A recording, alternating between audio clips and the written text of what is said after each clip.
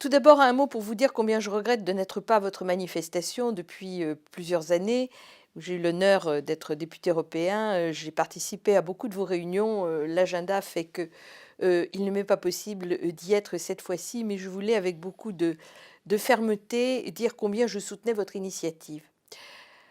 C'est grâce à vous, grâce à la société civile, que certaines évolutions se sont fait jour au cours des années passées.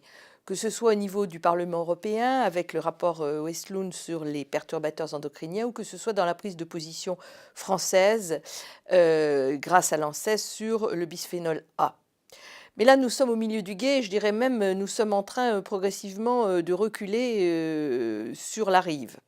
Nous sommes en train de reculer sur la rive tout simplement parce que les lobbies chimiques ont fait leur travail de sape habituel et ont conduit le gouvernement français et la Commission européenne à rester dans l'expectative. Au niveau de la Commission européenne, alors que nous aurions pu largement avancer, même si nous avons comme d'habitude une EFSA extrêmement frileuse dès lors qu'il s'agit de protéger convenablement la santé publique, nous aurions pu avancer avec le rapport d'initiative de Madame Westlund. Malheureusement, M. Barroso en a décidé autrement et a décidé de renvoyer à une étude d'impact dont on ignore bien entendu quand elle sortira le point de savoir s'il faut faire quelque chose avec les perturbateurs endocriniens. Je souligne simplement au passage que cette étude d'impact est particulièrement inutile parce que lorsqu'on regarde le rapport de l'Agence européenne de l'environnement qui est sorti il y a plus d'un an, malheureusement sans aucune publicité, parce que c'est un rapport extrêmement important, eh bien, tout ce qu'il y a à dire et à savoir sur les perturbateurs endocriniens et la nécessité d'agir aujourd'hui et maintenant était dedans. Au niveau français, malheureusement, c'est un peu la même chose.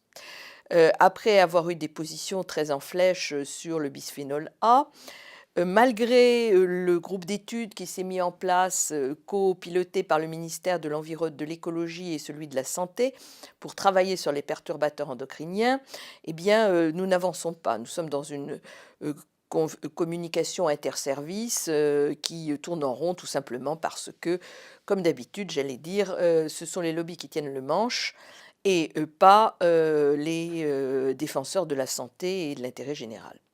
Donc nous en sommes là et sans une très forte mobilisation de la société civile, à commencer par votre association et bien d'autres, eh bien, nous n'y arriverons pas et nous continuerons à avoir une explosion des cancers, comme celle à laquelle nous assistons, puisqu'on nous promet une augmentation de 59% dans les 20 ans qui viennent. Nous continuerons à avoir toute une série de problèmes de santé qui à la fois ruinent la vie des gens et coûtent un argent fou à nos budgets respectifs. Voilà, donc je ne puis qu'appuyer totalement la mobilisation, votre mobilisation et celle de la société civile autour de ces sujets. J'espère vraiment que le bon sens et l'intérêt général l'emporteront. En tout cas, très bonne journée.